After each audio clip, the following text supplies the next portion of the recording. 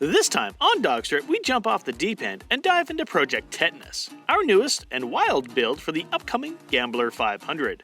In this video, we reveal our super duper top secret plans for this first generation Econoline van.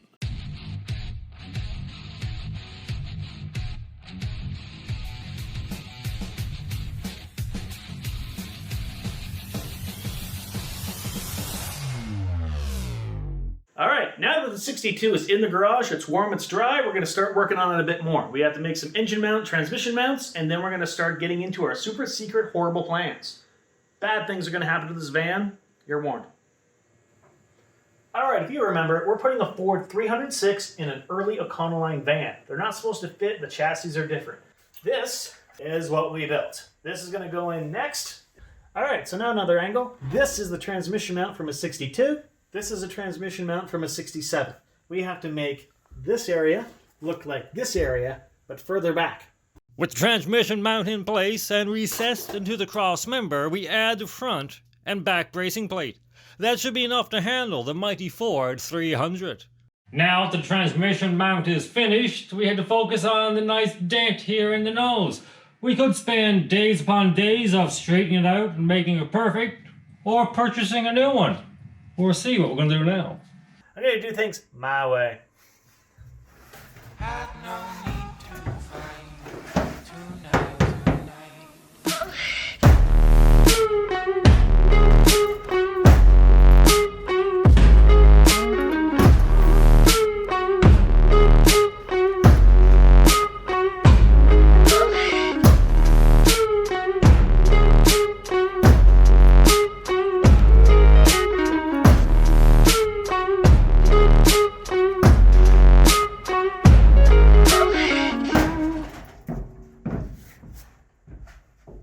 That moved a lot.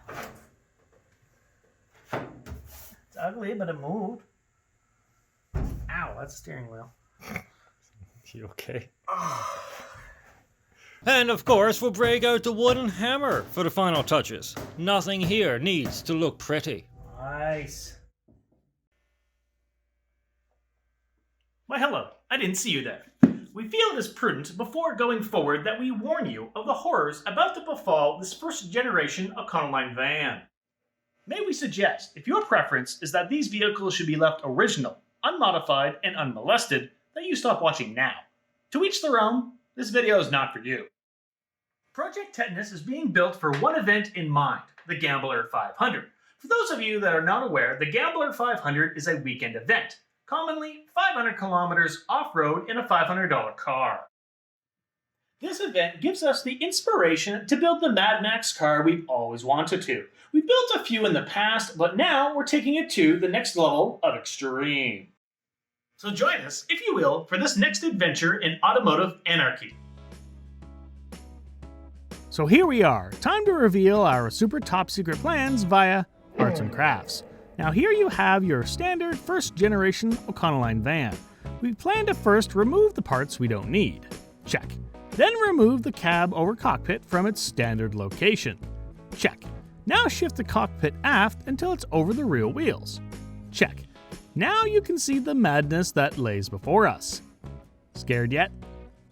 Now, before we get overly ambitious with the cutting and the grinding, we need to add some framework inside the cab. This will make moving it easier and stop it from flopping about all willy-nilly. The first cut is the deepest. Baby, I know.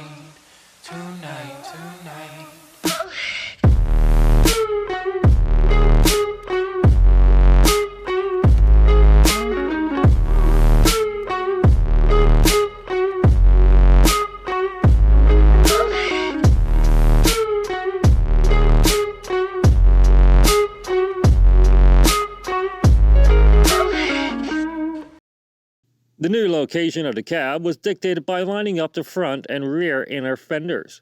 From this point, the welding begins, grafting a panel between the inner fenders, then welding all around the lower cab. So, after the cab moves around a little, the body lines don't look so good. Nothing a little more cutting and welding can't fix. Alright, so you can see that we've done a pretty decent job of lining up the body lines on the rear quarter. Next, we gotta deal with the giant hole left in the roof.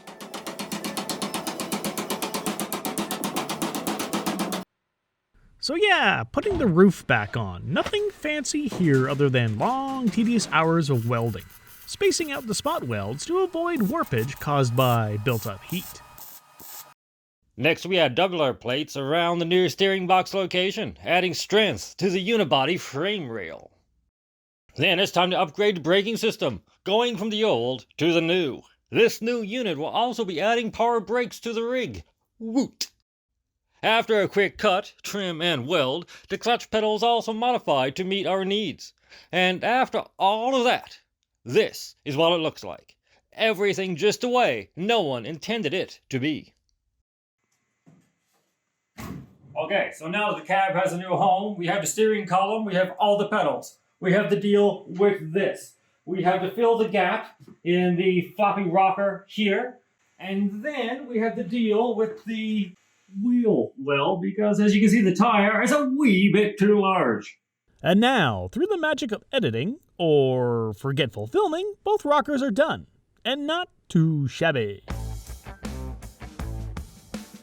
Now that the cutting and welding is done after about a month, it is time to get to Bondo. Make this pig nice and smooth. A Bondo is good. Bondo is your friend. After using up our leftover stock, we are left with a lovely mixture that resembles cotton candy. Then, the primer, giving Tetanus its future base coat of rust in our attempt at fake patina.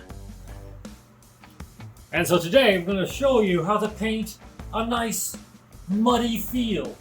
You start by painting everything brown.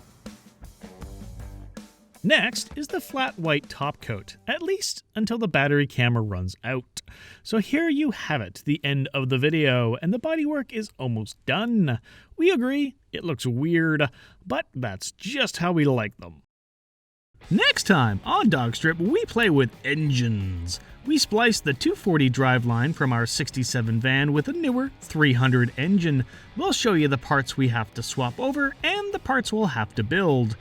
Now, be sure to like and subscribe so you don't miss out on the next video. Give us a thumbs up if you like what we're doing.